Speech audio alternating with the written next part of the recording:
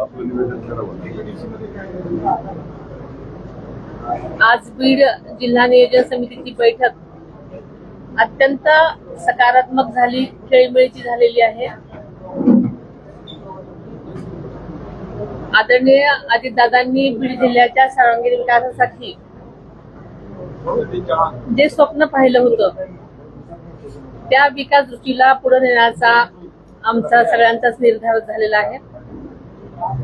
आदरणीय अजितदादांनी जिल्हा नियोजन समितीच्या माध्यमातून, निधीच्या माध्यमातून अनेक महत्वाकांक्षी विकास कामांना चालना दिलेली आपल्या सगळ्यांना माहिती आहे. त्यापैकी अनेक कामं आज प्रगतीपथावर आहेत. उर्वरित कामं सुद्धा गुणवत्तापूर्वक आणि कालबद्ध पद्धतीनं पूर्ण करण्याच्या सूचना आज मी प्रशासनाला दिलेल्या आहेत. आपल्या जिल्ह्यासाठी सन 2026-27 या वर्षासाठी 623 कोटींचा जिल्हा वार्षिक आराखडा मंजूर करण्यात आलेला आहे.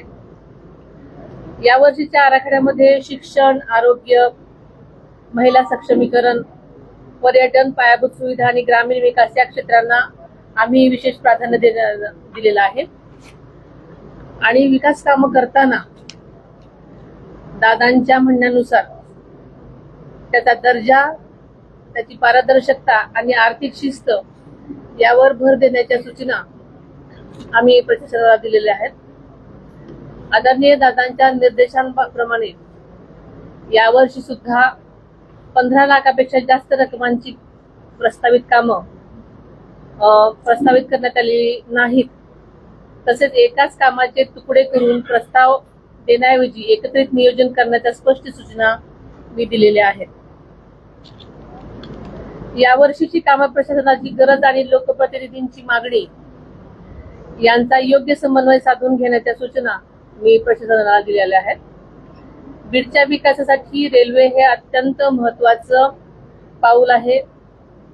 अहिल्यानगर बीड रेल्वे मार्ग पूर्ण होऊन गेल्या मराठवाडा मुक्ती संग्राम दिनाच्या मुहूर्तावर आपल्याला सगळ्यांनाच माहिती आहे की 17 सप्टेंबर 2025 रोजी या मार्गावर अनेक वर्षांनी रेल्वे धावलेली आहे. बीड परळी मार्गावरच्या वडवणीपर्यंतचं काम पूर्ण झालेलं असून त्याची चाचणी सुद्धा यशस्वी झालेली आहे आणि उर्वरित परळीपर्यंतचं काम अंतिम टप्प्यामध्ये आहे. त्यामुळे बीड अहिल्यानगर परळी वैजनाथ या महत्वाकांक्षी रेल्वे प्रकल्पासाठी राज्य शासनाने आतापर्यंत निधीची कमतरता भासू दिलेली नाही आणि बीडला मुंबई आणि पुण्याची थेट रेल्वे जोडणी मिळावी यासाठी केंद्र सरकारने रेल्वे मंत्रालयाकडे सातत्याने आम्ही पाठपुरावा सुरू ठेवलेलाच आहे.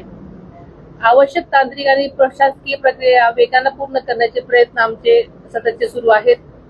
येत्या मराठवाडा मुक्ती संग्राम दिनी म्हणजेच दिनांक 17 सप्टेंबर रोजी बीड पुणे रेल्वे सुरू करण्यासाठी आम्ही प्रयत्नशील आहोत. त्यामुळे नक्कीच 17 सप्टेंबरला आपण दुसरा टप्पा पूर्ण करण्याचा आमचे सगळ्याचे प्रयत्न सुरू आहेत. तसेच बीडमध्ये विमान सेवा सुद्धा सुरू करण्याचं आदरणीय दादांचं स्वप्न होतं. त्यासाठी सुद्धा आवश्यक नियोजन आणि पाठपुरावा आमचा सुरू आहे. जिल्हा परिषदेमार्फत आदर्श शाळा, विद्यार्थ्यांना इस्रो भेट, ऊसतोड कामगारांसाठी आरोग्य साथी यासारखे उपक्रम, तसेच प्रधानमंत्री आवास योजना आपण इथे यशस्वीपणे राबवली आहे. बीड जिल्ह्यामध्ये यामध्ये रेकॉर्ड ब्रेक काम केलेलं आहे. महिला बचत गटांसाठी सामूहिक पॅकेजिंग आणि लेबलिंग युनिट तसेच बचत भवन उभारण्यासाठी नियोजन करण्यात आलेलं आहे. परळी, अंबाजोगाई, गेवराई, माजलगाव आणि वडवणी इथं सुद्धा या कामासाठी 4 कोटी 31 लाख निधींची तरतूद करण्यात आली आहे. बीडच्या खेळाडूंना जागतिक दर्जाच्या सुविधा मिळाव्यात यासाठी 25 कोटींचं अत्याधुनिक क्रीडा संकुल उभारण्याचं मंत्रिमंडळानं नुकतीच मंजुरी दिलेली आपल्या सगळ्याला माहिती आहे. त्याचबरोबर 7 तालुक्यांमध्ये प्रत्येकी 5 कोटी खर्चून तालुका क्रीडा संकुले सुद्धा विकसित केली जाणार आहेत. ऑलिम्पिक खशाबा जाधव राष्ट्रीय कुस्ती स्पर्धेचं यंदाचं यजमानपद आपल्या बीडला मिळालेलं आहे. या स्पर्धेच्या आयोजनासाठी निधी जवळजवळ 19,50,000 वाढवून तो जवळजवळ 50 लाखांपर्यंत करण्यात आलेला आहे. आदरणीय दादांची इच्छा होती की बीड शहर बारामतीप्रमाणे स्वच्छ, सुंदर आणि नियोजनबद्ध व्हावं. त्या दृष्टीने घनकचरा व्यवस्थापन, पाणी पुरवठा, नागरी सुविधा आणि मनुष्यबळ यांचा सविस्तर आढावा आम्ही या मीटिंग मध्ये घेतलेला आहे. बीड शहरासाठी आवश्यक असणाऱ्या सर्व गोष्टी आम्ही करणार आहोत. आपल्याला माहिती आहे की आम्ही सकाळीच कंकालेश्वर मंदिराला भेट दिलेली आहे, दर्शन घेतलेलं आहे. 12व्या शतकातल्या या ऐतिहासिक मंदिराच्या संवर्धनासाठी आदरणीय दादांच्या पुढाकारानं पुरातत्व विभाग आणि जिल्हा नियोजन निधीतून एकूण 20 कोटीपेक्षा अधिक निधी उपलब्ध करण्यात आलेला आहे. त्यामुळे मंदिरात परिसरातील अतिक्रमण हटवून त्याचं संवर्धन आणि पर्यटन विकासाची कामं आता हाती घेण्यात येत आहेत. मी आज सकाळीच आपल्याला म्हणण्याप्रमाणे सगळीकडे पाहणी केलेली आहे आणि पुढील यंत्रणा राबवण्यासाठी सूचना दिलेल्या आहेत. तसेच आपल्याला माहिती आहे की परळी वैजनाथ विकास आराखडा सुद्धा मागेच दादांनी मंजूर केलेला होता.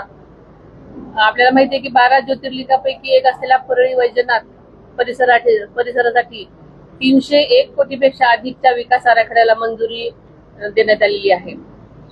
काशी आणि उज्जैनच्या धर्तीवर मंदिर परिसर विकसित केला जाणार असून धार्मिक पर्यटनाला यामुळे मोठी चालना मिळणार आहे. त्यामुळे स्थानिक रोजगाराच्या संधी वाढतील यामध्ये शंका नाही. सध्या वर्षभरामध्ये जवळजवळ 50 लाख भाविक दर्शनासाठी येतात. आगामी काळात यात वाढ होण्याची भरपूर शक्यता आहे आणि ही गृहीत धरूनच त्यासाठी त्या प्रकारचं नियोजन आम्ही करत आहोत. आपल्याला माहिती आहे की अंबाजोगाई येथील स्वामी रामानंद तीर्थ महाविद्यालय आणि ग्रामीण रुग्णालयाच्या विस्तारासाठी 1106 कोटींचा आराखडा तयार करण्यात आलेला आहे. बीड जिल्हा रुग्णालयाचं 360 खाटांचं आधुनिक रुग्णालयामध्ये रूपांतर करण्यात येणार आहे. त्यासाठी विशेष आराखडा तयार करण्यात आला आहे. मी सकाळीच त्या ठिकाणी भेट दिली आहे. सीएसआर फंडातून सुद्धा एका अत्याधुनिक कार्डियाक अँब्युलन्स लोकार्पण सुद्धा आज करण्यात आलं. त्याचबरोबर बीडमध्ये 4.25 हेक्टर जागेवर नर्सिंग महाविद्यालय आणि वसतिगृहाची उभारणी करण्यात येणार आहे. आज सकाळीच बीडकरांच्या सेवेसाठी जिल्हाधिकारी कार्यालयामध्ये उपमुख्यमंत्री वैद्यकीय सहायता कक्षाचं उद्घाटनही करण्यात आलं. त्यामुळे इथल्या प्रत्येक रुग्णाला तातडीची मदत मिळण्यास नक्कीच मदत होणार आहे आणि त्यांना दर्जेदार वैद्यकीय सेवा उपलब्ध करण्यासाठी प्रयत्न होणार आहेत. तसेच पुण्यश्लोक अहिल्यादेवी शेतकरी कर्जमुक्ती योजनेच्या पहिल्या टप्प्यामध्ये आपल्या बीड जिल्ह्यातल्या 99,631 शेतकऱ्यांना सुमारे 712 कोटी कर्जमुक्ती देण्यात येत आहे आणि पुढच्या टप्प्यामध्ये जिल्ह्यातल्या आणखी पात्र लाभार्थी शेतकऱ्यांना या योजनेचा लाभ होईल. त्यामध्ये एकही पात्र शेतकरी वंचित राहणार नाही याची आम्हाला खात्री आहे. KYC, आधार प्रमाणीकरण आणि पोर्टलवरील तांत्रिक अडचणी तातडीने दूर करण्याचे स्पष्ट निर्देश प्रशासनाला दिलेले आहेत. बीडचा विकास हा केवळ भाषणांचा आणि घोषणांचा विषय नाही, तर प्रत्यक्ष कृतीतून विकास घडवून आणण्याचा आमचा संकल्प आहे. आपल्याला माहिती आहे की दादांनी बीडचं पालकमंत्री पद हे स्वतःहून स्वीकारलेलं होतं, स्वतःहून मागून घेतलेलं होतं आणि मला याची जाणीव आहे.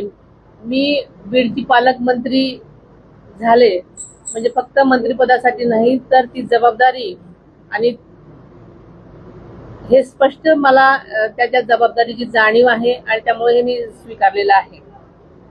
मी मराठवाड्याची कन्या आहे, त्यामुळे बीड जिल्ह्याच्या मातीशी आणि इथल्या माणसांशी माझं तसं भावनिक नातं आहे.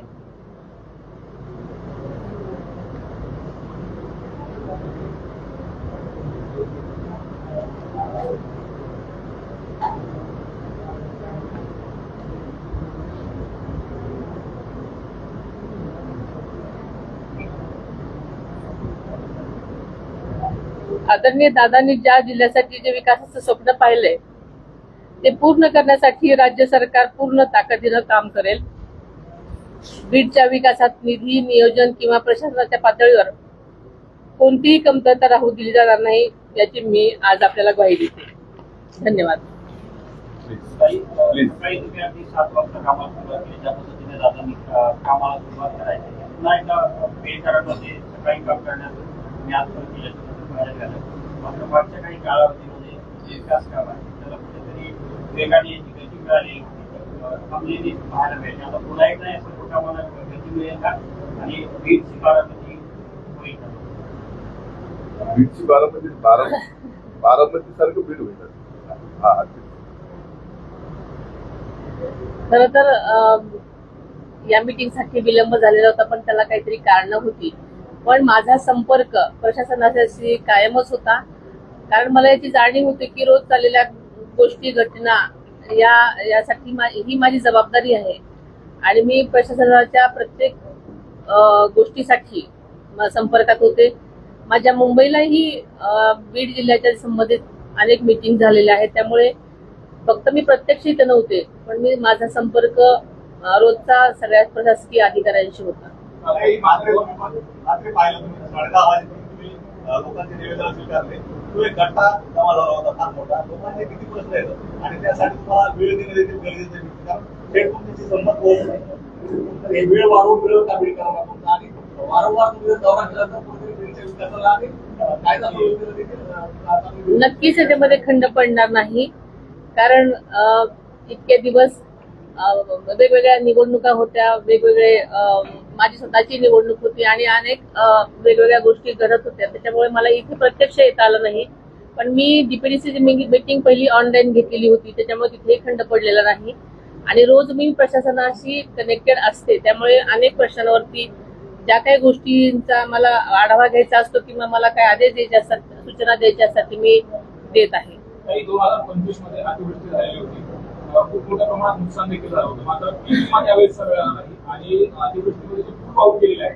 अद्यापर्यंत जशा तशा आहे. दादांनी पाहणी केली होती, पाहणी केलेली पूर्ण दुरुस्त होतील अशी अपेक्षा होती, मात्र अद्यापर्यंत दुरुस्त झाली नाही. लोकांची अडचण तशीच आहे. काल आणि आज आमची या सगळ्याच विषयांवरती बैठका झालेल्या आहेत. अनेक मागच्या गोष्टींचा आढावा घेण्यात आलेला आहे आणि संबंधित अधिकाऱ्यांना त्या प्रकारच्या सूचना काम पूर्ण करण्यासाठी देण्यात आलेल्या आहेत. कारण माझ्या बरोबर सगळेच लोकप्रतिनिधी होते, त्यांनी तुम्ही सांगितलेल्या गोष्टी सांगितलेल्या आहेत, त्यामुळे सगळ्यांनीच ज्या काही गोष्टी सांगितलेल्या आहेत, जी काही कामं प्रलंबित होती त्या पूर्ण करण्यासाठी मी सूचना दिलेल्या आहेत. त्यासंबंधी सुद्धा आमची काल चर्चा झाली आणि पुढील कारवाई करण्यासाठी मी सूचना दिलेल्या आहेत. कायदा सुव्यवस्थेचा प्रश्न आहे.